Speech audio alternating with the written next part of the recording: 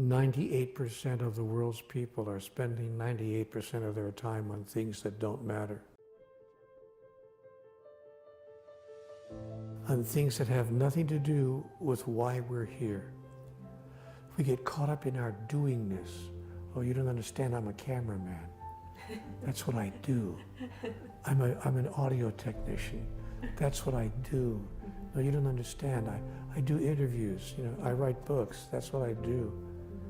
But those doingness functions are meaningless unless they are ways to demonstrate what we're really here to accomplish.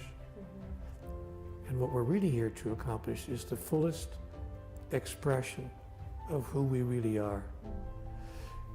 People who step into that activity and come from that awareness are people who change the lives of everyone whose life they touch. I believe that God has given all of us three invitations, specific opportunities to show up in life in a particular way. The first invitation that I received, not just for me, but for everyone, was, as you said, change the world's mind about God. That was God's greatest desire. Neil and all the rest of you, if you could just change the world's mind about God, what a huge, huge difference that would make. Which is why I wrote a book, by the way, called God's Message to the World, You've Got Me All Wrong, which was a book that I wrote specifically in response to that invitation. So the second invitation was to give people back to themselves.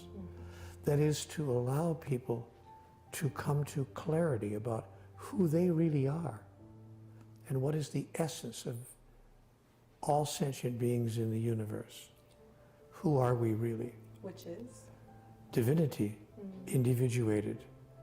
That each of us are an individuation of divinity itself. And when we give people back to themselves, we remind them of their true identity and of their true nature. And many people respond to that by acting as if that were true for them. That is, you give them back to themselves by reminding them of their real origin and of their true identity and their real nature. Then, in August of 2016, I received a third invitation on behalf of all of humanity. And that invitation was to awaken the species. Which is perfect at the perfect Wake time. people up so that they can arise out of their slumber and come to experience what it means to be human in the way it was intended to be experienced, as opposed to the illusion that we are living. Create a reason for doing what you're doing and being who you are being, saying what you're saying, and thinking what you're thinking. And I also demonstrated that here. My reason is, I have come that you may have life, and that you may have it more abundantly. That's my raison d'etre. I believe that gratitude is the single most powerful tool in the process of spiritual awakening. If we can decide that we are grateful to life, to God, and to ourselves for everything that has happened, what we call good and what we call not so good, that energy changes the expression, it changes the vibratory frequency of how we move through the world, and it actually transforms the exterior experiences of our life. So I find that gratitude is a very, very powerful tool. So I say, thank you, God. Even when I'm facing a major problem, thank you, God, for helping me to understand that this problem has already been solved for me. So what I encourage myself to do is to actively select a state of being. I choose to be gentle. I choose to be understanding. I choose to be compassionate. or whatever it might be. I choose to be wise. I choose to be clear. I choose to be loving.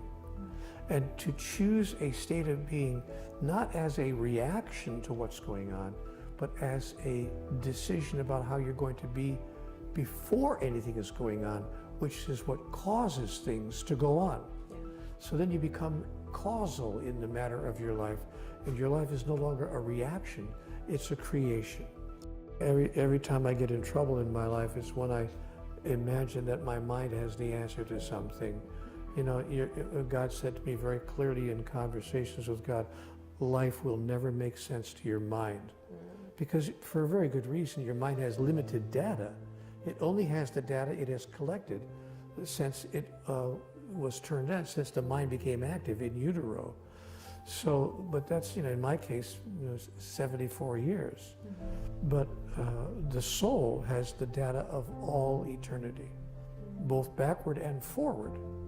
The entire panorama of all that is, of the only moment of now. So if I try to go with the soul and I ask myself a very important question before I make any choice or decision, what does this have to do with the agenda of my soul? I think about that when I put on certain clothes, when I eat certain food in a restaurant, when I meet a person, when I agree to do an interview, or when I agree to do anything. What does this have to do with the agenda of my soul? If I can't see a connection, I don't do it.